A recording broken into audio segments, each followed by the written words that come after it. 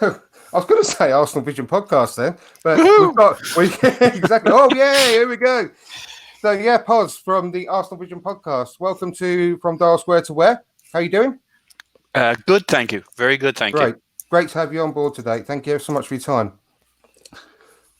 Glenn, how are you, mate? I'm fine. I was almost late. I was bringing my son home from school, and then this endless stream of ducks was crossing the road, and I'm just like, "Fuck!"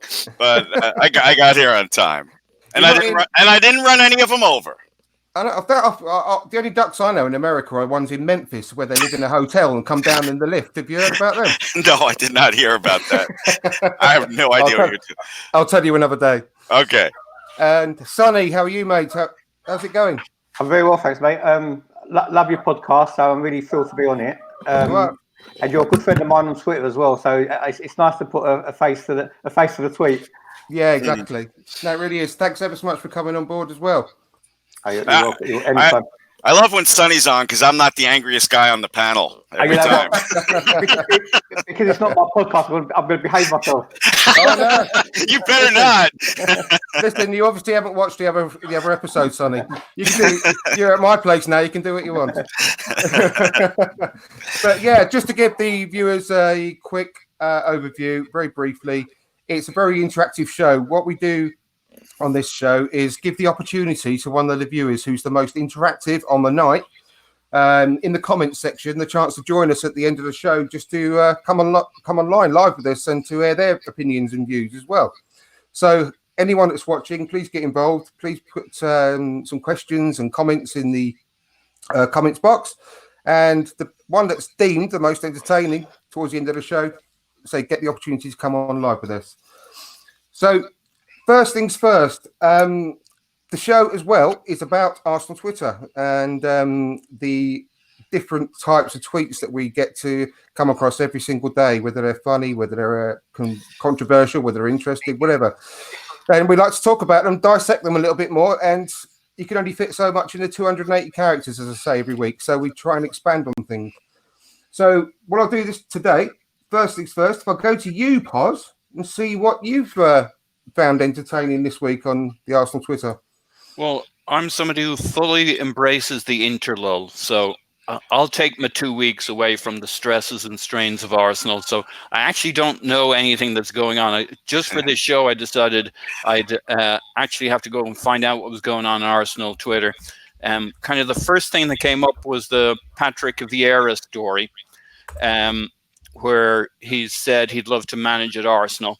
And you kind of line that up with Ian Wright visiting Dennis Bergkamp, and you got Freddie Ljungberg in the setup at the moment with a little bit of management. You got management experience. You got Frank Lampard having an interesting start over at Chelsea.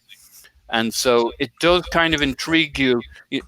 Obviously, Arteta was maybe a nose ahead in the race for manager last time round, and then whatever, maybe with Arsenal's autobiography coming out next year, maybe he can shed some light, but we're still not quite sure how that all panned out. So I guess it does intrigue, and it's maybe a question more for you guys. Who would you like to see out of our past invincibles or recent times? You know, you'd have to include Arteta in the bunch. If you had to pick one, which way would you lean in terms of a new manager coming in?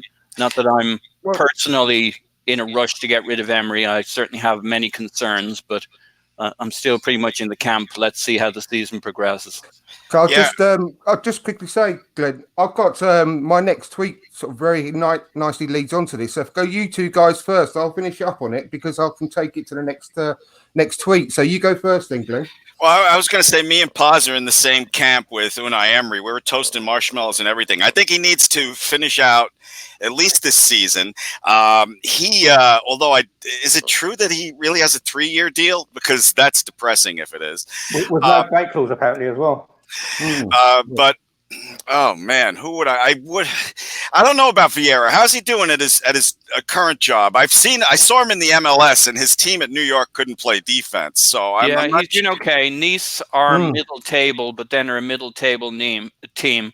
But then I think you got to also say, what are you looking for a manager in his previous experience? I mean, Lampard did goodish at Derby, but didn't knock it out of the park.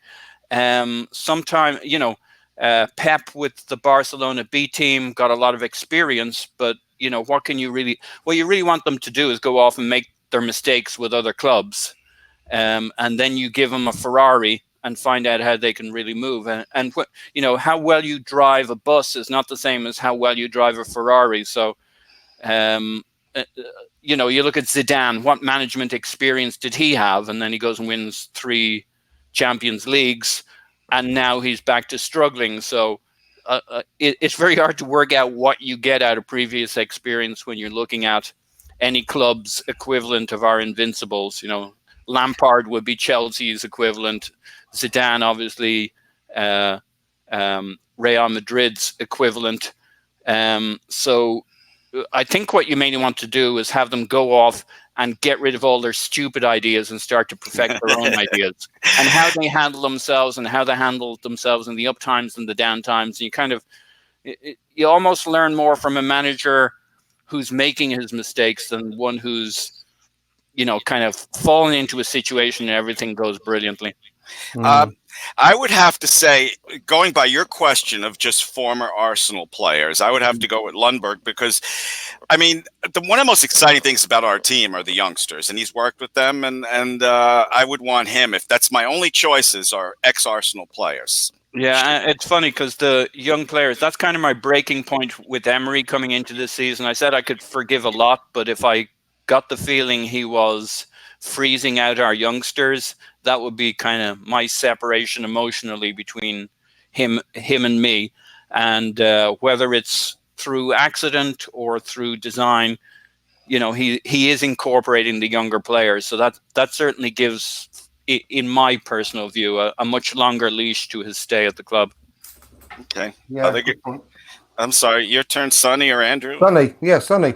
Well, ex-Arsenal player to be manager. If we're going track record of bad managers, I'll go someone who compares with Unai Emery. I'll say Steve Bold. Oh my God! He did all right. Fair enough. He did all right a couple of seasons ago. Are my headphones working? What did you just say? I'll go Arteta. To be honest with you, I wanted Arteta before Emery. I think. Wow. Working under Pep. Obvious thing is bad to picks up a few things. Young manager, he's going to have his own ideas. So it'd be Arteta for me, definitely. And I don't think any other Arsenal player really stands out. I mean, who else would have done? Sol Campbell was a big personality, but he's only been at Macclesfield, done pretty well. Tony Adams has flopped wherever he's been. Omri's flopped. Vieira's flopped. So we're not really maybe because we've never had any proper captains either in our recent history. No one really stands out as management material, do they? Why would you go for Arteta over Ljungberg? Mate, I just like good attacking football. I don't think Arsenal are ever going to win the league again. Probably. Jesus. All right, we're done, everybody. Good night. with our finances and everything else and these owners, I can't see us ever competing properly. So if we're not going to compete and we're going to spend the most expensive prices for tickets, I'd rather we play good football. I don't know what you base it on, though, personally, because how have you seen an Arteta team play good football? I know he's got the best tutor in the world. Yeah, but same analogy. If someone goes to university and the graduates, what kind of graduate get a job if they haven't got experience? You've got to start somewhere. I do remember when John Major took over after Margaret Thatcher. She was working on the theory he'd be a chip off the old block, and it didn't quite pan out that way. I like John Major, by the way. I'm sorry, go ahead, Andrew. Ferguson recommended David Moyes, and how did that work out? Yeah. With Arteta, your metaphor is better than mine, but I'm using mine anyway. Pause. So, Sonny, you want Luke Skywalker before he visited Yoda and straightened out all his shit with the Force. That's what you want. I'm happy with that. Look at Paz. What's Yoda? Yeah, definitely. I'd say that backwards if I thought I knew how to get out of it without sounding like a fool. So anyway, I could see Pos, his head sticking out a backpack on Luke Skywalker's back. Really, my ideal manager would have been the Ajax manager, to be honest with you. Oh yeah, and behind him, it'd be Turkey's national coach manager. how about Bergkamp? If we could persuade him to take the channel for the, I never thought it should be that big a deal anyway. You know, how many away games do you play in Europe? But he says he wants to manage the youths, but maybe he said the other day he want to be main man, didn't he? Yeah. Yeah, he doesn't. Yeah, don't want to be an actual coach, but more of an academy coach or an assistant or something like that. Would be perfect. Yeah, I just want him in the club. If he goes somewhere else, I'll be devastated. We've got bronze one there, haven't we? That'll do. Yeah, but it leads me on to the next question. Not question, but tweet rather. It's from Marco Guna, and he started off a tweet with, I'd honestly be completely fine with Ljungberg getting a 1 or 2 year deal after Emery. Give him enough time, but also not too much that we end up screwed if he flops. And I just a short thread, really. I said I'd have him in the flash, no problem at all. And he's put, think Arsenal are trying to mould him into Emery's replacement. But in a way, that gets us playing back to our roots. And I put, he'd be very positive. I'd be very positive about it. He just has the aura, charisma, experience, respect, fan lovability, if that I've made that word, in a similar way that Chelsea is a happier place right now. And I think that makes an awful lot of difference. It'll just give us a massive lift. I wouldn't give him a long deal, and I wouldn't do the same mistake that Man United have made when they said, right, he's got it until the end of the season, and then all of a sudden he had a couple of good results, and quite a few good results, let's face it. Yeah, but then they gave it him straight away. One season coaching under 23s, and now he's This is the thing. He knows all the young players. The young players all love him, and every single fan just loves Ljungberg as well. Maybe not you, Sonny, but everyone else loves him. I love him, but not as Arsenal manager. No, but he just seems to have that respect and that charisma to be a really good coach that everyone listens to and will do as what he says. And you see all the youngsters that are coming into the team now. I'm not saying that he's going to be fantastic, but if and this is if Emery leaves, and if and when Emery leaves, I'm talking about on a caretaker basis.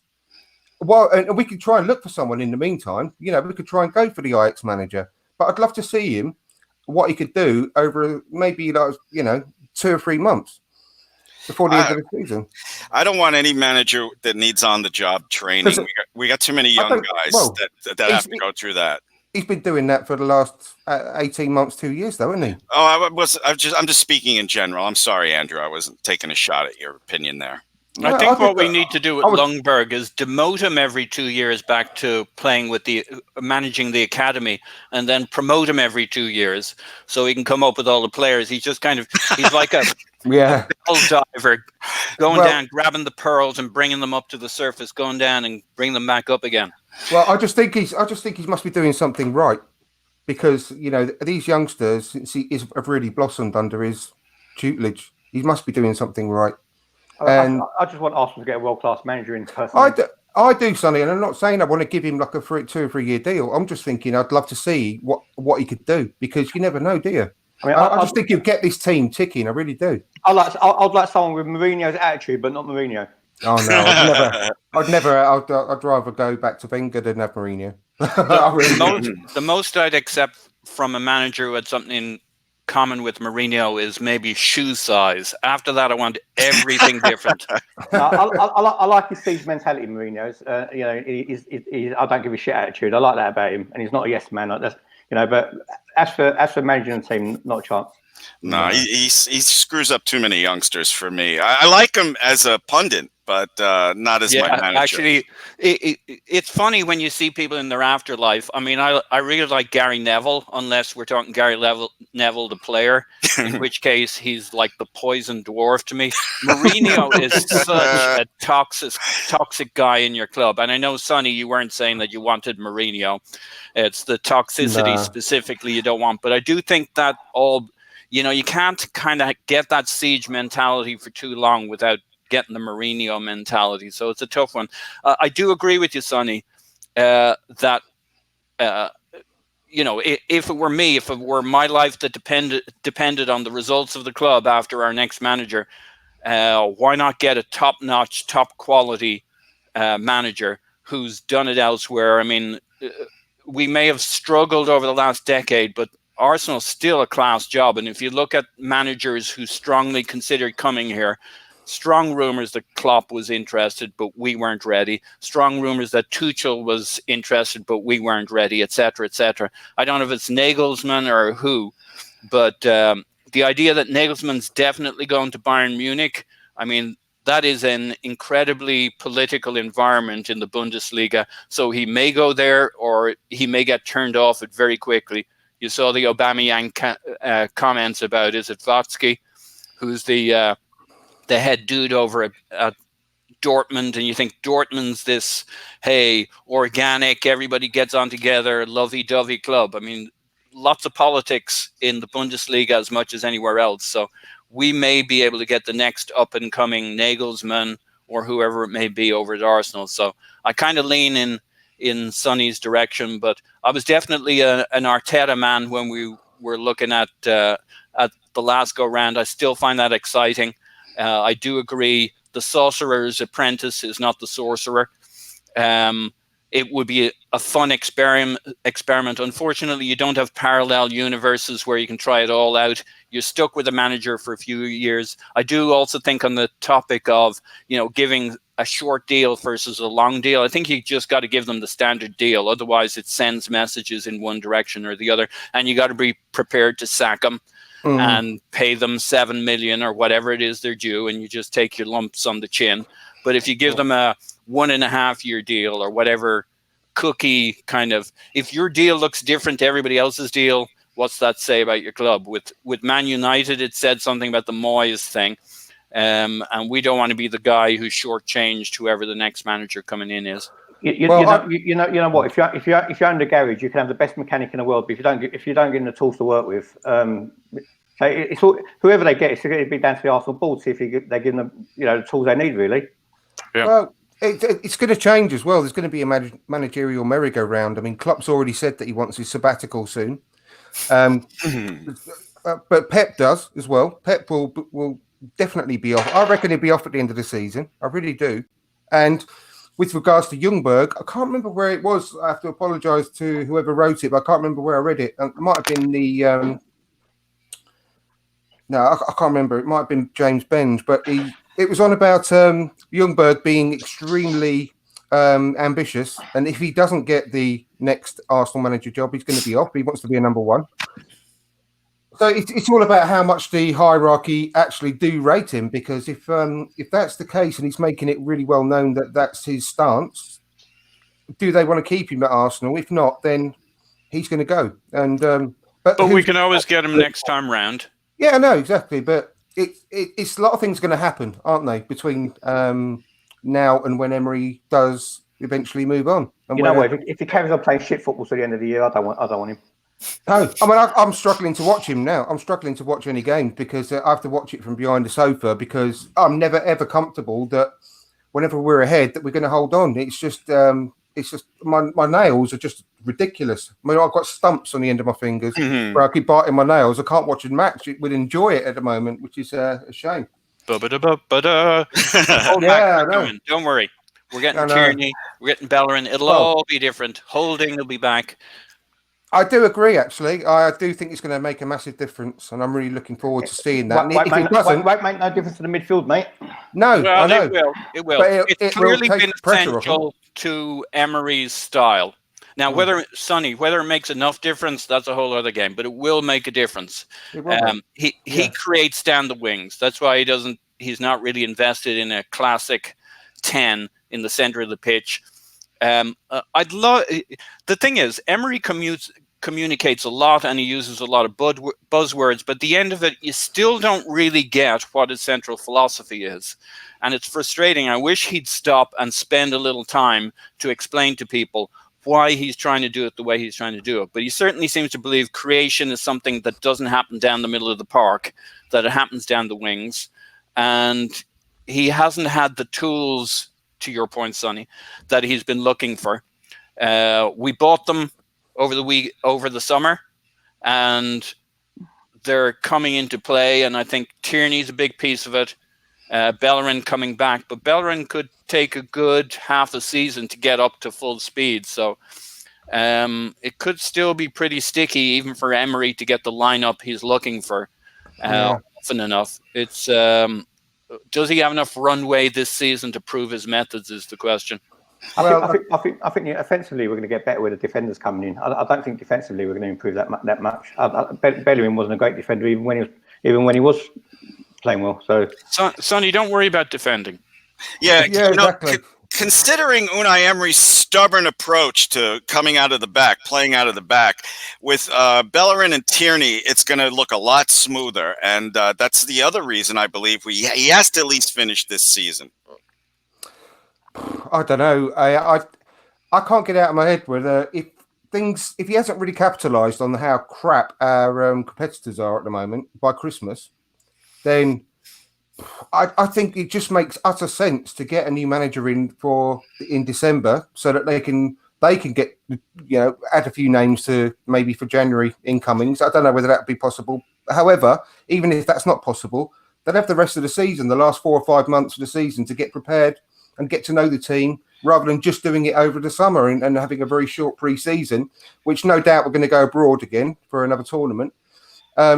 It makes sense, I think, if you're going to change your manager and you're pretty much straight in your head that you're going to change your manager, to do it at Christmas time, because you've got very, very little time and you could end up taking someone second or third choice come the summer as well because of everyone else that's going to be looking for new managers. I'm not going to cry a single tear if he doesn't last the season. I'll give it the Spock raised eyebrow look, if they fire him in December. But to me, he needs the rest of the season. It's only fair. He'll have a completely healthy team. My problem with him is the way he plays scared against the top 6. I want our best 11 in there. He plays against bottom 6 as well. Yeah, no, I was going to say, it's not just a top 6. It's not just a top 6, is it? Yeah, no, it isn't. You're right. It's against Watford and it's against Bournemouth and everyone else. So, I don't know. I mean, I don't know if my nerves will take it till the end of the season. I think I'll be going in a rage and, I'll be like Michael, what's his name? Michael Douglas in Falling Down. I think I'll go on a rampage around Hinckley with a shotgun. Anyway, let's move on to the next one. Sonny, have you got I have a topic? I have actually. Someone tweeted yesterday. Let me get the person who tweeted it. Why don't the face recognition ever work in the dark in this house? Yeah, they put face recognition on these phones and then they never work. At False 9 Danny tweeted yesterday about Eddie Nketiah. He said, Eddie Nketiah is a ball goal scorer. We have to give this kid a chance. And I said, unpopular opinion, I wouldn't give him a chance. I'll sell him. Reason being, he's never going to get in the Arsenal team. They'll probably play Pepe up front if we needed strikers. So I think Nketiah will just be wasting his career sitting on the bench at Arsenal, to be honest with you. And I don't think he's ever going to get a sustained run in the team. So for his own career, I'll sell him and use that money to address the areas that we do need. So I have some feelings on Nketiah. So I've watched every minute he's played for Leeds so far, by hook or by crook. And I kind of get why Bielsa isn't starting him. There's a lot of flack about him not being started. First off, he's a young loanee. He's a 20-year-old, so not too many teams that are at the top of the championship are going to throw themselves over to a loanee, let alone a 20-year-old. But his particular style, I mean, we've all seen it. He's kind of like a shark in the water. He's very, very quiet, and he's continually waiting for the play to develop, and then he'll ghost into the areas to receive the ball and score a goal. The primary role for a goal scorer. But he's not that. He is the anti-Roberto Firmino. He's not touching the ball, getting involved in the play. He's just a box in the box, isn't he? Yeah, he is. Very subtly. Now, he's got skills. He can do lots of things. But his personality type is end product. I'm going to be there for a final touch. He'll make it look like a tap-in. It's kind of Aubameyang-esque in some ways. He'll make it look like a tap-in, but it doesn't mean it isn't awfully clever, because he's the guy who tends to be there. And you compare him with, say, Martinelli, who's not supposed to be a striker.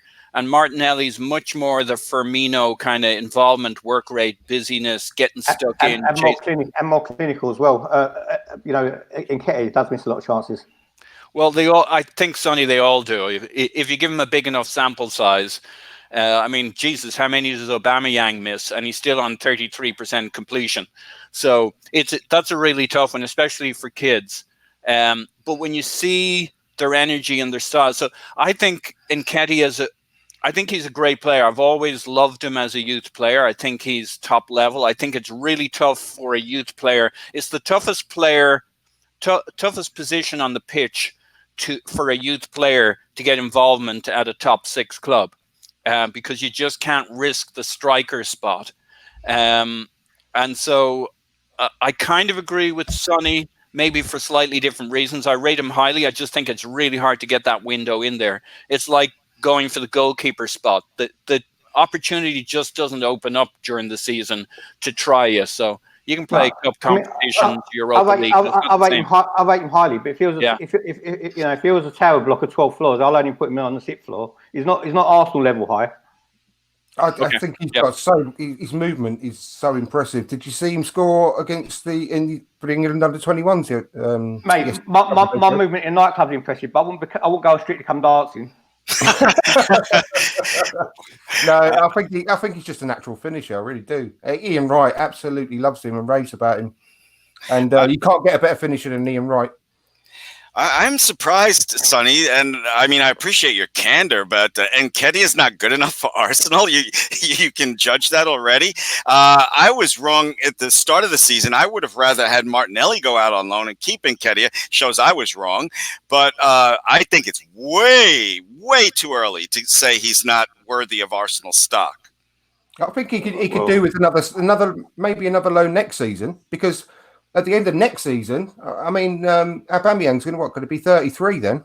Well, the thing is, we're judging Nketiah against 2 world-class strikers we've already got in the club. That's why. Do you all think we'll have both strikers next season? I personally don't, because they haven't signed new contracts yet, and that's a bit worrying, because that was reported in the summer that they were going to sign new contracts, and I think, well, there must be something going on in the background. They might want to know what's going to happen with Emery.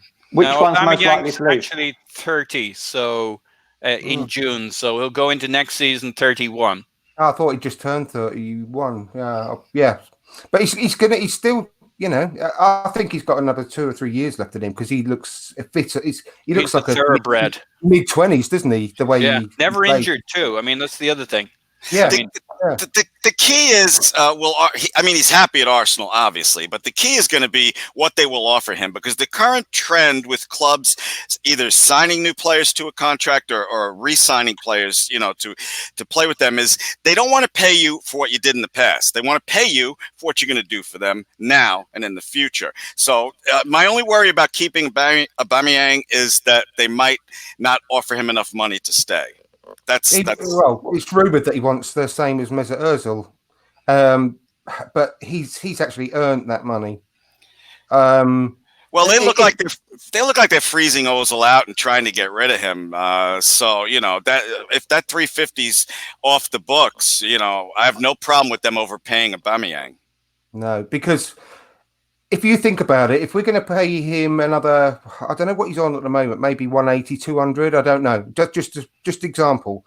If we're going to give him an extra 150 grand a week, then I think that's still going to be cheaper over 3 years than buying a striker that's got anywhere near the capabilities of Aubameyang. The most important thing with anything we offer Aubameyang is duration of contract, and I'm no expert on these things. Yeah. You just don't want to get stuck with a 4-year contract for a player who'll be effectively 31 when he's signing on. So, you know, if you're overpaying somebody for a year or so, no biggie. I mean, how much money do these players actually need? I mean, it's just. I don't know. Doesn't Aubameyang drive a gold car? How much money do they need? He's got about 9 cars, hasn't he? You know, how much money do these people need? The thing is, he has done it on the pitch. He walks the walk and talks the talk, doesn't he? And I mean, the fans love him. Apparently, he got out of his car, parked up outside the Tolly the other day after a match at Tollington, and went and had a chat to all the fans outside there. Mate, Arsenal fans will love anyone in an Arsenal shirt. If they saw Ganosaurus walking down Islington High Street, they'll all jump on him as well. Yeah, but then, no. What other players will get out their car and go and chat to the fans nowadays? But if he gets into any shit, he can sprint off at about 150 miles an hour. Well, exactly. Yeah. But people like that. I mean, back in the day, in the 90s, 80s, 90s, you used to bump into the players in the pub. But nowadays, you don't see them at all. You know, you're lucky if they stop for a. Mate, you know, in the 80s and 90s, if you bumped into them in a pub, you could go home, come back again the next day, and they'll still be in the pub. Yeah, it's true. Ozil wouldn't even stop for a carjacking, for fuck's sake. I think that was Emery trying to get rid of him. It's so true. There's a certain percentage of fans that will stick up for any Arsenal player as long as they're wearing the shirt. You know, I mean, Xhaka has his defenders. Ozil has an army of defenders. Mustafi even has his defenders. Mustafi, let me just jump on that real quick because I hated that cheap shot article. I'm sure you loved it, Sonny. You wickedly evil son of a bitch. Mate, I actually said the other day that Mustafi's earned his place in the team now. I apologize. I'll play Mustafi and Holding together. To be honest with you. But it really bothered me. I thought that article / poll was such a hit piece, especially coming from 3 straight clean sheets he was a part of. And since he is wearing an Arsenal shirt, I was sticking up for him, something I haven't done in like a year and a half. I think the other thing about Mustafi is he's just handled himself well, right? Yes. He kept his nose clean, no headlines, no fuss. So I've tended to be supportive of Mustafi on the basis that how many centre-backs have come into Arsenal now and not looked good. You've seen the odd pairing that looks okay, but when a guy has to just do it on his own, it's maybe Koscielny, and even latter-day Koscielny, when his powers faded just a little bit, he was exposed. It's really only Koscielny in the last decade who could come into the club. And there's plenty of people who criticize Koscielny too at the start and at the end of his Arsenal careers in terms of performances. So, I'm not defending Mustafi as not having his own special issues, but, it's a terrible job for one player to have to defend himself and his performances in a club when you have we can't even put out a back four that fixes a consistent back four that addresses our issues. Then we go to, maybe it's not the screen from the midfield. Maybe the front 3 aren't tracking back. We're continually in an Agatha Christie novel trying to work out how can we, why does the ship always leak? Don't you mean Wagatha Christie, by the way? Yeah, good one. Wagatha. Yeah, I think Socrates is washed up as well, to be honest with you. I'd rather have Mustafi than Socrates. Anyway. Without that. I've never. I mean, I really thought Mustafi's corner the other day when he was getting all that grief, because I just think he's shown a hell of a lot of mental strength to come through what he has, because he's had such vile stuff sent to his family about his kids, his wife, everything, and obviously not to mention what everyone said about him. And I'm not saying I want him, because I wouldn't have him in the first team straight away again now. However, I respect him massively for what he's done and how he's played in the cup games when called upon, and he deserves an awful lot of praise, because that raking pass he made, that was fantastic. That was. If that was anyone else, imagine if back in the day it was Rio Ferdinand that had done that. That'd be on loop. And it was fantastic, and he deserves a lot of praise. But my first choice would be now. I'm slightly doubting myself, because I really wanted to see Chambers and Holding, because they know each other inside out. They played together for England under-21s, and they're both. I don't know whether Holding's going to be in great form when he comes back, but he was when he played against. Was it Forest? It was Forest, wasn't it? he looked immaculate. But I think Chambers has been amazing. Our fan base go over the top about Holding. I think it's a decent player. Well, I think they go over the top. I And, don't know. I don't know. Chambers just reminds me of a special offer at McDonald's. You know, it's a flavour. It's the flavour of the month or the flavour of the week, and then it goes out of flavour again. I do not think Chambers. Great. I do not agree. Chambers is the McRibs, Sonny. Oh yeah, It's the flavour of the month for the moment. And I'm sorry, guys. Backing up because I don't want to let this go. Sonny doesn't like Socrates. I think on the perfect Arsenal team, Socrates is a good squad player. Okay, I just had to get that in. He has 85 to 90% of a brilliant game. Well, not brilliant, but good. And the rest of the time, the other 10 to 15%, he just makes absolutely brainless decisions. The guy's a sumo wrestler in a football kit. Yeah, he just just because he like pumps his fist and punches the air, everyone loves him. But he's just I've never liked him personally. Unfortunately, I don't think he's good enough to play for Arsenal. But I do like David Luiz. I really do. I think he's the actual true captain on the pitch. He's got no pace, Andrew. That's the reason that Arsenal defending so deep, because he's got no pace. Well, neither did Alan Hansen. He was one of the best defenders that you can see. I don't think you can compare Alan Hansen to David Luiz, mate. But you don't need pace to be a fantastic footballer when you've got someone else like Holding, like Chambers. Alan Hansen can read a game. David Luiz couldn't read a book. What about Per Mertesacker? He was shit as well. He weren't shit. He played really well. No, he weren't. No, he weren't shit. Sonny, I better not hear you complain about getting any grief in the comments. Mate, Per Mertesacker used to run in slow motion, and everyone wanted him gone. So now he's gone. I can't see how anyone says he's any good. Jesus. No. With Per Mertesacker, the best joke, I'm sure you guys have heard it. He turns like the QE2, you know. Yeah, but no, I was no big fan of his either. But holy cow, Sonny, how did you feel when Mother Teresa played centre back for Arsenal? Who's that? Mother Teresa. Not with you.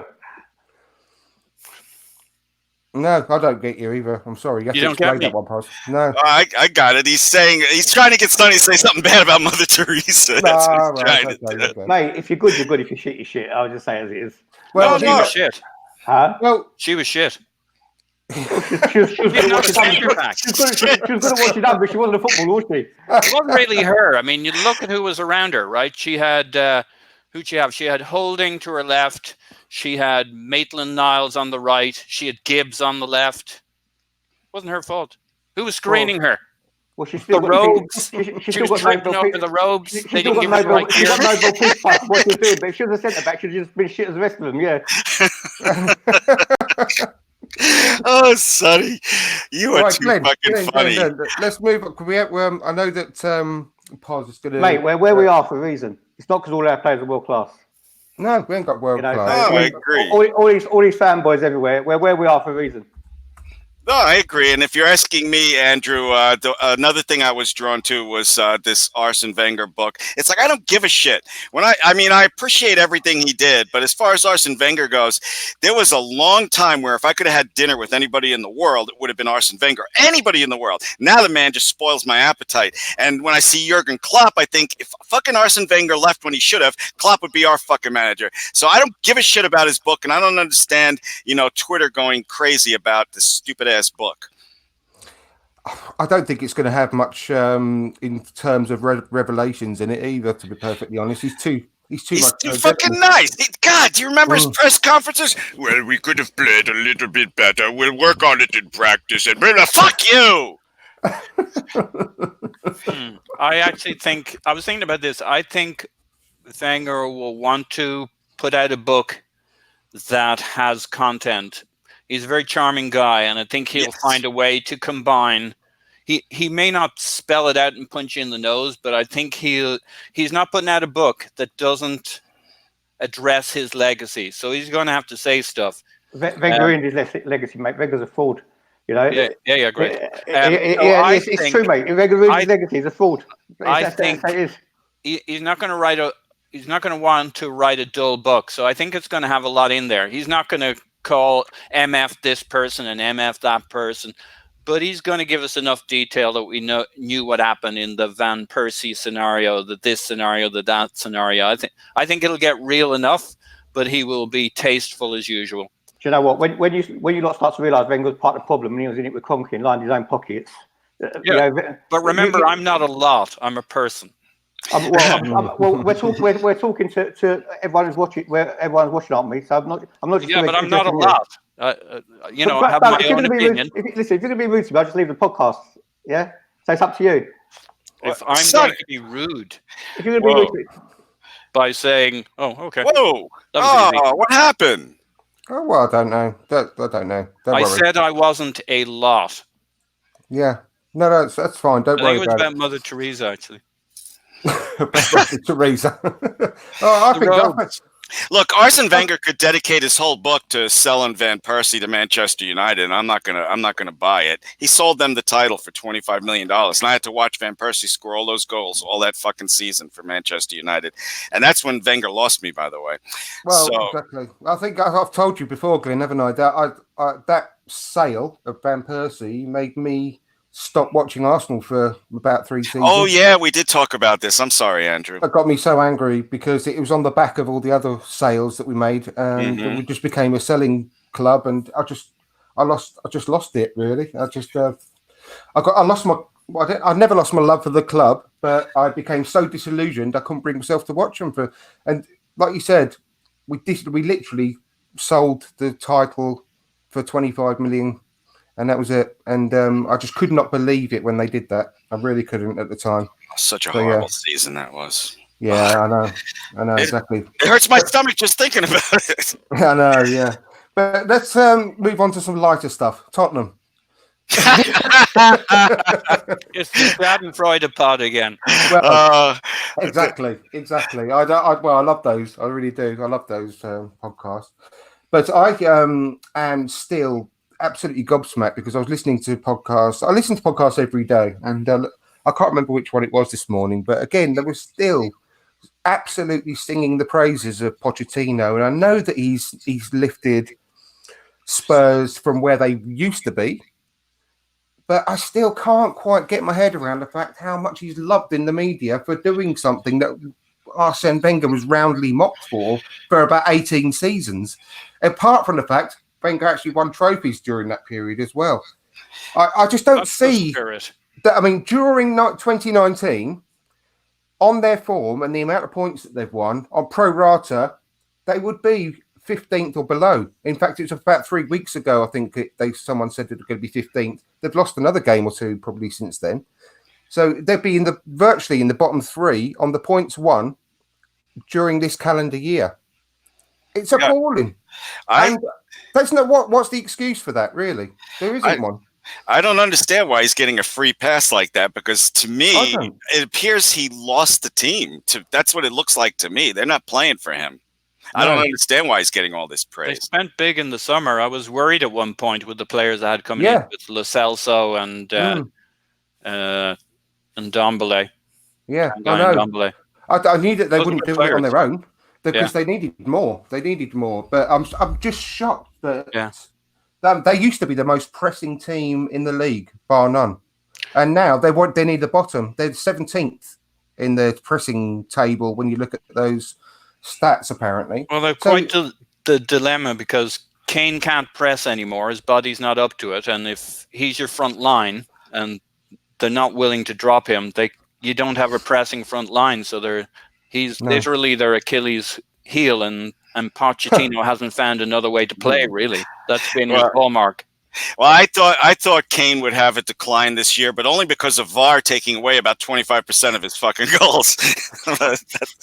That's why I thought he'd decline this year. I didn't think it would work, but it has. I mean, he's the poster boy for it. Mm-hmm. I know. Well, he's literally the Achilles heel, though, isn't he? Because his Achilles heels are about 85 years old, Harry Kane. Yeah. So he's not going to last the season. And he's the trigger for the press. You can't press with 2 of 3 players up front, and he's just not up to it. So they're trying to find ways to accommodate him, and it's totally capsized the boat from a pressing standpoint. And Pochettino's trying to make adjustments. But there's clearly stuff going on in the dressing room. We've all heard the stories and the rumors. Yeah, exactly. And those seem pretty consistent. So we may not know the exact details, but there's shit going on that has more to do with their personnel. And then there's the story that Pochettino wants out and he wants to take Kane and Ericsson with him. He says he says it so often as well, doesn't he? Yeah, he says really weird things. He does, doesn't he? Yeah. It's really strange. And yeah, if I win the Champions League, I'm off.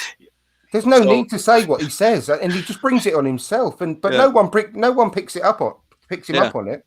If I win, I'm off, but I lost, so I'm staying. I mean, it just doesn't sound right, does it? No. No, just go get the Manchester United job already, for fuck's sake.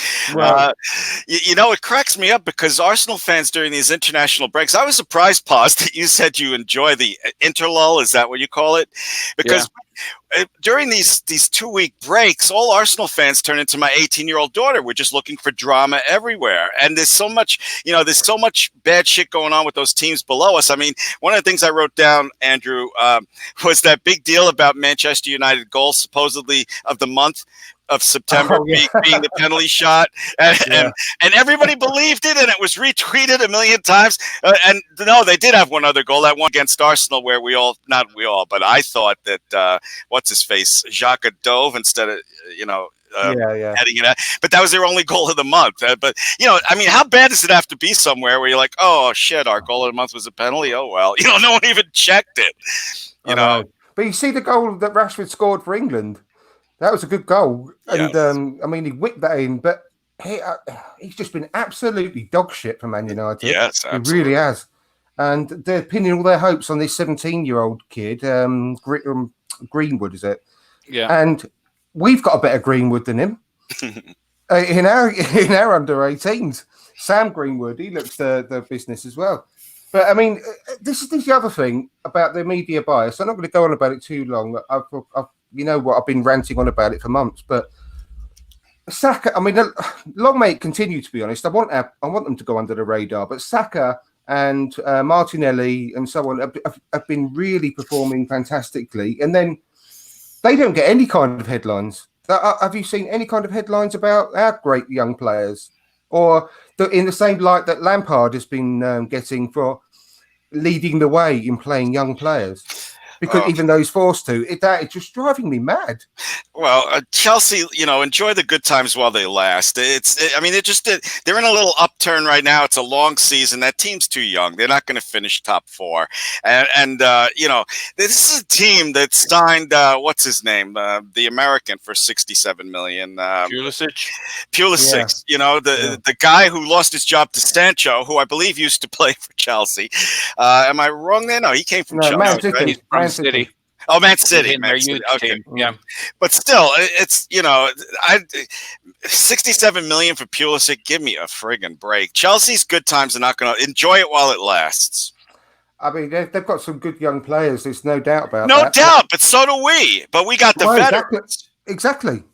And I used to get, I still do, as you can tell, get really annoyed about it, that we get all the crap media and everyone else gets all the great media. But I've just come to the conclusion that it's good. Just let us go under the radar now. And I'm quite happy for that, to be perfectly honest. Absolutely. They can have it as long as we get the top 4. And I certainly think Emery's got no excuses for this season. He had we shouldn't have caved the way we did last year, but I guess I didn't think we were nailed on for top 4, but there's really no excuse for not making top 4 this year. The difficulty will be, I know you talked about January as being a marker for him, but... Well, we were told to be excited again in January by Josh Kroenke. When? After he had the last transfer window where most of us were happy, he said, stay excited and we're not done come January. So, really? Yeah, we said that. I missed that. Cool. Yeah. Raul is not a big January guy by his own admission. He thinks it's kind of, you do a little fixing up, you get a loan, etc. And that seems to be how we behaved last year. So I was assuming it would be the same thing. But I still don't think it's the ideal time to go big. And the problem is, if Emery's a few points or a place or two off top four, what are your criteria for bumping him at Christmas or January? Are you hurting yourself or helping yourself? Now, I know we can get into it in terms of hypotheticals, but it's always a very tough for the guys at the top. It's always a very tough choice. If he's got the dressing room still on side, it's very hard to move against a manager in January if he's in the ballpark, even if he's just below the line. So I think we're going to get to see him all the way through to next summer. I'm not convinced that Emery has all of the players on his side. I base that on nothing except watching games, and listening to interviews and watching players come off. But I don't know if he has the whole team on his side. As far as him leaving in January and us eating the rest of his contract, we have a cheap as shit owner, so I don't think we're going to do that.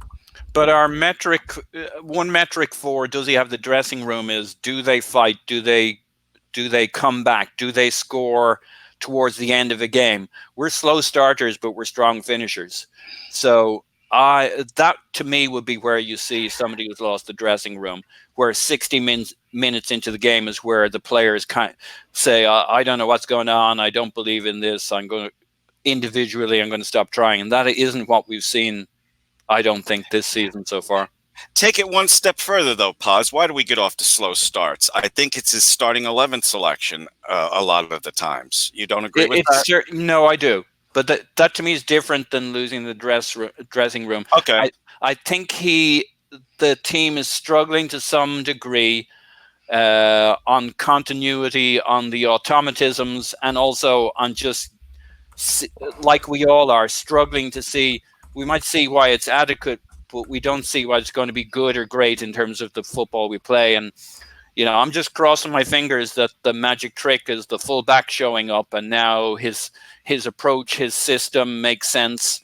Maybe we'll go back to playing a little bit more out from the back, which we haven't done recently. Maybe we'll be more of a pressing team. We press at home, we don't press away. Maybe with some flying full backs that'll give him more of the tools he's looking for. I'm grasping a little bit at straws, but those are a couple of big straws. No, I think it's a big thing because our midfield are naturally going left and right to cover the fullbacks at the moment with Kolasinac and Maitland-Niles or Chambers as it's been. And I think that if we have more movement on the right-hand side and they've got better quality players there, they won't have to do that so much, and they're not going to leave so much gaps like in the centre of the park. I think it's going to be natural. We frequently see the attack, although effective feeding off scraps, is kind of isolated from the midfield, and I think the bridge is supposed to be the fullbacks, but I'll believe it when I see it, I guess. Well, and also I don't agree regards about Luiz. I think he's had a good season so far.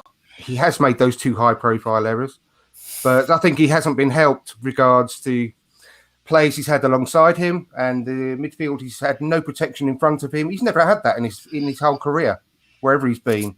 With PSG, with Chelsea, with Brazil, he's never been so exposed.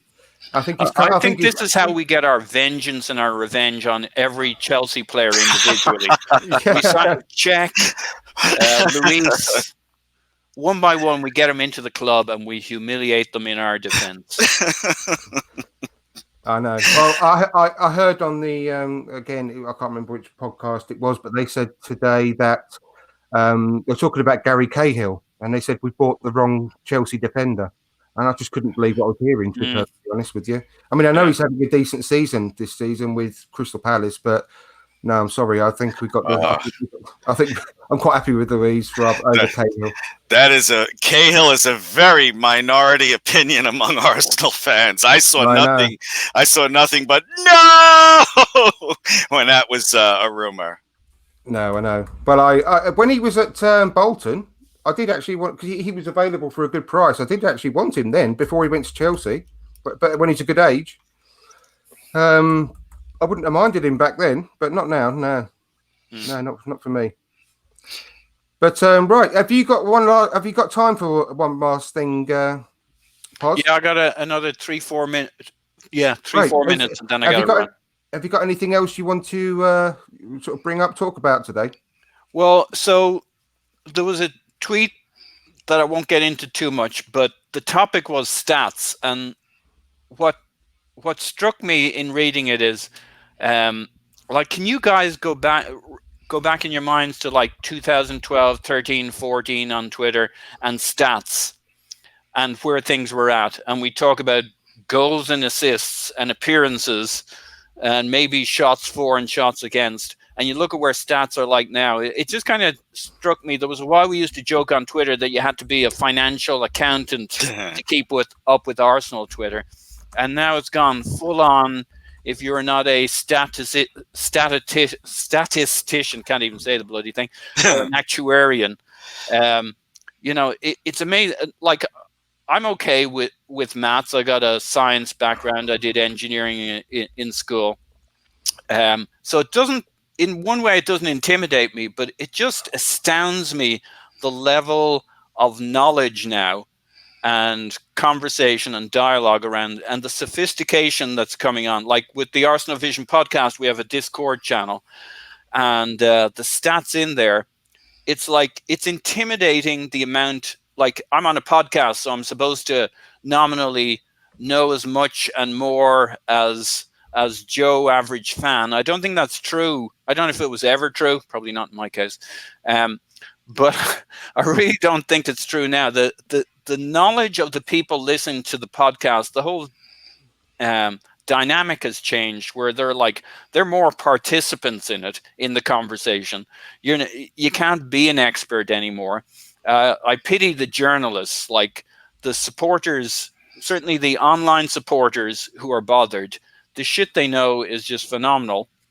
And it's kind of intimidating to keep up with it. I guess that's my opening comments, just interested in your perspectives on how things have changed in a few years and whether that's a turn on or a turn off for you. Obviously, we're here for the football, but I can't follow all the stats and the XG and all that. I just view the game the old-fashioned way with my eyes. And I make that perfectly clear. Yeah, I know what you mean. I normally give it 2 passes. I'll watch the game once and just enjoy the flow, and the second time I'll try and be a bit more analytic, because I got to talk to people about the analytics side of it on the podcast. I really struggled to get my head around all these stats. So what about you, Glenn?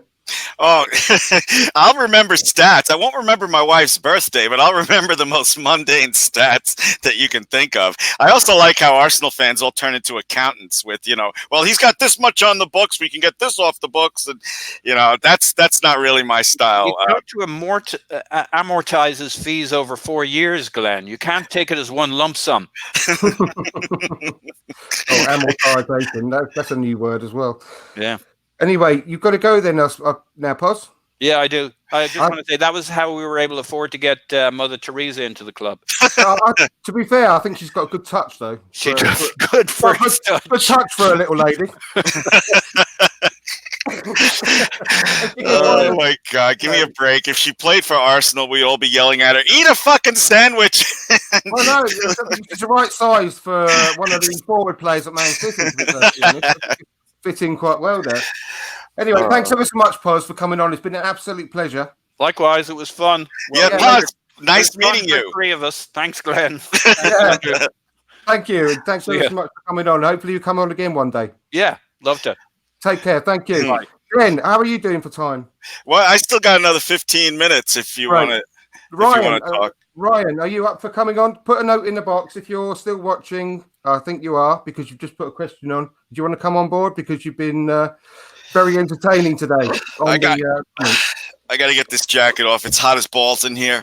Bloody hell, you haven't got the snow yet in New York, have you? No, it's chilly outside, though, and it's fucking freezing in my man cave. Okay. All right. Well, hopefully we'll get Ryan on maybe shortly. So what's So do I sense that you're getting a little more positive about Arsenal since I last talked to you with with the youth players, because you were a little bit too negative last time. I've been saying for quite a while. I'm really, really positive about the squad. I actually think we've got the strongest squad we've had probably in the last decade. I really do. I know. I agree with that. Why are you yelling at me? I agree with you. Oh, sorry, I didn't mean to. I'm not joking, dude. I might be because I've got this new. Oh no, but look, I've got this new fancy. Oh, look at you, fancy! A new microphone and a new haircut. I think. Look at you. New haircut. I ain't got no haircut cut. Okay. Okay. But no, I've been really. By the way, just 1 second, Alex, are you still available to come on? Put a note on the.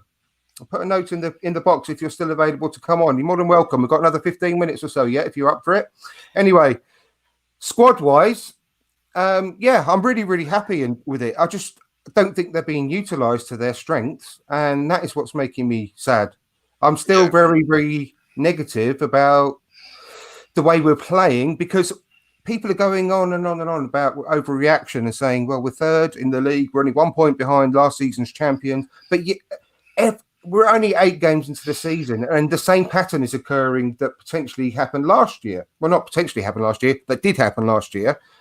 But I'm still worried that everything's going to go pear-shaped again because we can't keep playing the way we're playing and still stay in the top 4 because it proved it last year.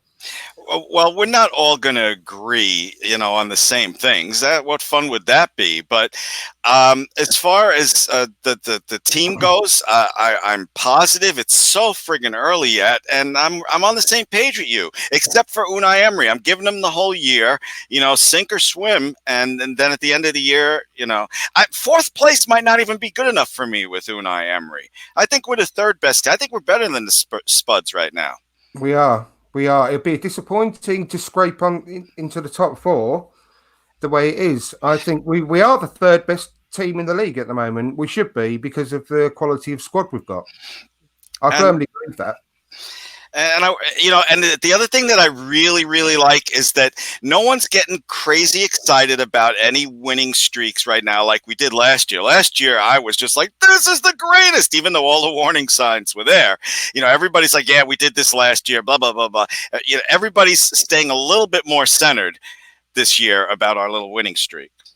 Yeah, I just, like I said before, earlier on in the podcast, I'm just not comfortable watching the team at the moment because we look so fragile the way that we're set up.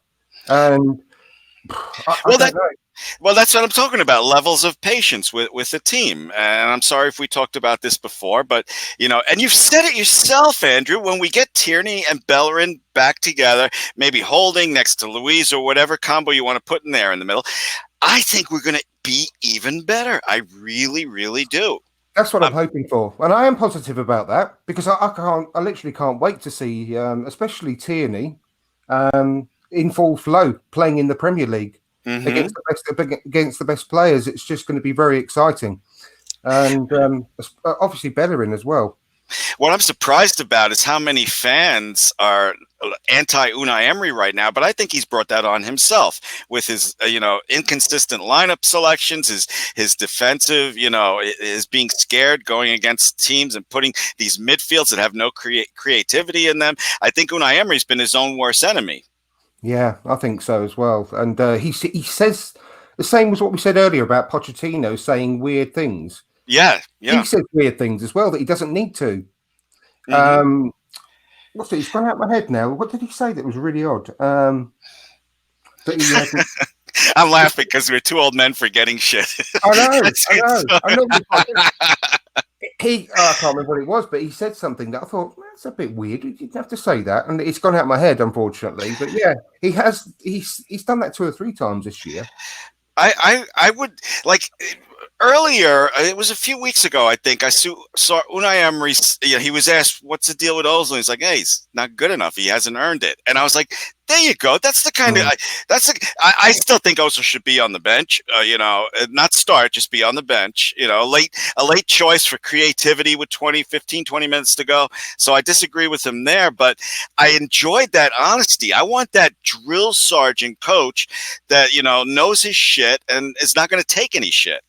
I know, but I just love to know what's going on there because I'm just I never ever thought that I would feel this like that, but I've started to get sort of real good feelings about having Ozil back in the team personally, because I don't know whether it's because it was his birthday this week and that all these things were going around about all the greatest goals we've scored in the Emirates era and top 5, whatever it was. Anyway, the tweets were entitled, but all the great goals have Ozil involved in them. You can't get away from that.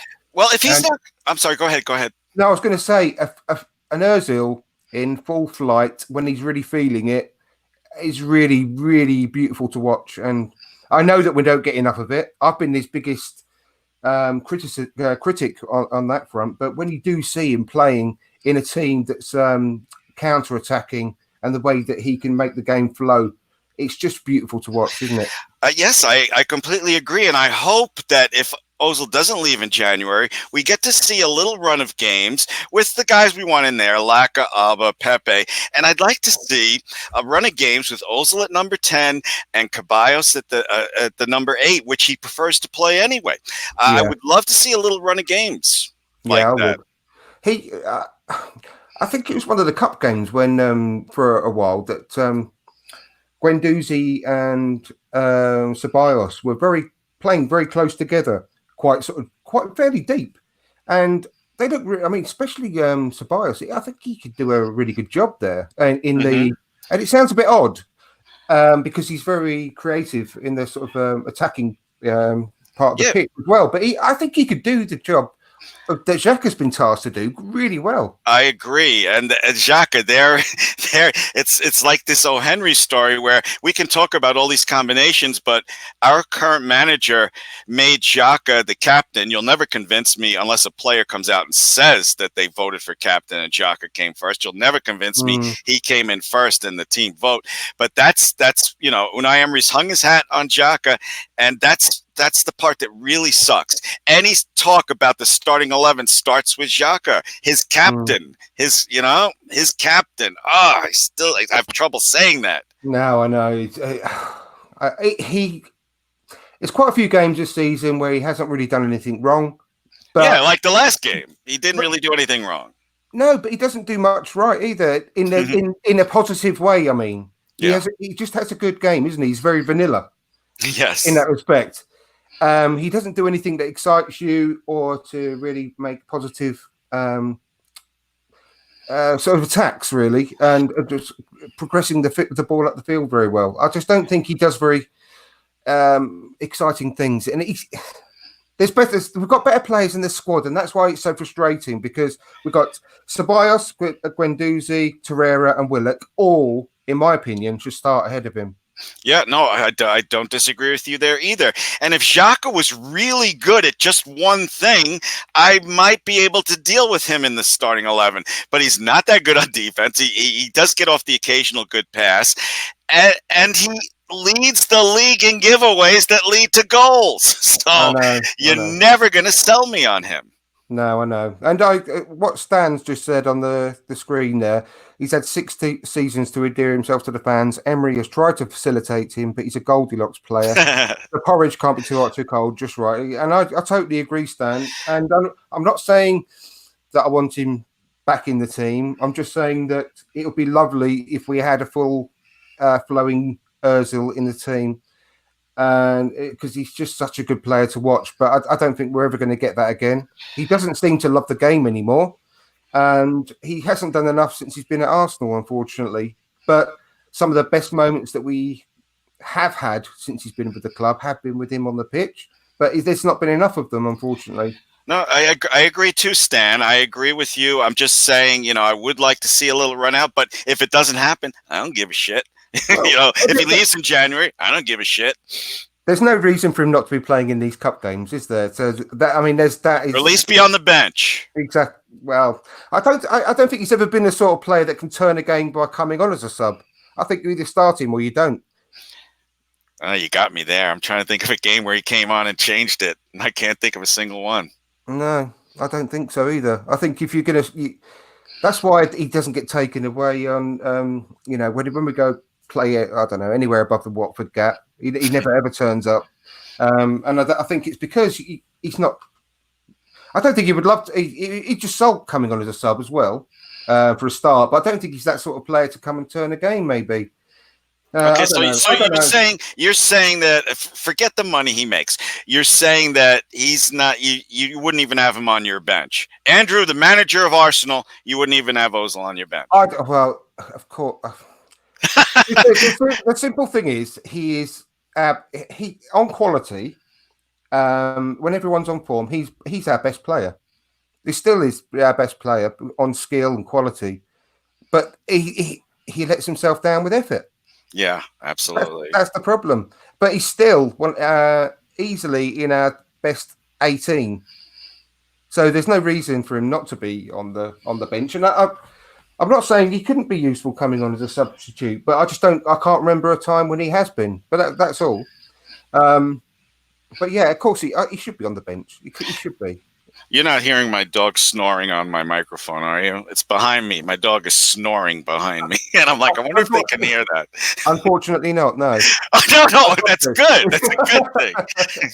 She's snoring really, really loud. That's why I asked. I'm going to slide over here. Okay, there we go. Last point I want to make on everything we've been talking about is it goes with something that Ryan's just put on the screen as well. 2-1 down to Villa. Xhaka goes off with 20 minutes to go, and we suddenly look better and go on to win 3-2. We're a completely different team. He's the one constant in the team that cover all of our poor performances in the Premier League. He's the one constant. You're not going to find any defensive Xhaka here. Oh, I basically called out the manager saying he's a liar that Xhaka finished first in the voting for team captain. So who was that? Ryan? Ryan, I agree with you. You're preaching to the choir, dude. Yeah, exactly. Well, it's unfortunate that Alex unfortunately didn't make it back from work in time. That's a shame. Next time, Alex, no worries at all. We'll hopefully see you on the podcast soon. Same time next Wednesday, Andrew? Yes, absolutely. Okay. Absolutely. We've got some more really good guests, which I'll announce in a few days' time, coming up for next week as well. So, yeah, definitely. Everyone watching, thank you ever so much. Please make sure you like, subscribe, and share. Really, really important. It really helps us get noticed. And yeah, thanks everyone for tonight. Thank you to Paz. Thank you to yourself, Glenn. Thank you to Sonny. Thank you, Sonny. Thank you, everyone watching. I really appreciate it. And we'll see you next week. Talk to you soon, Andrew. Talk to you soon, mate. Take care. Bye. Bye-bye.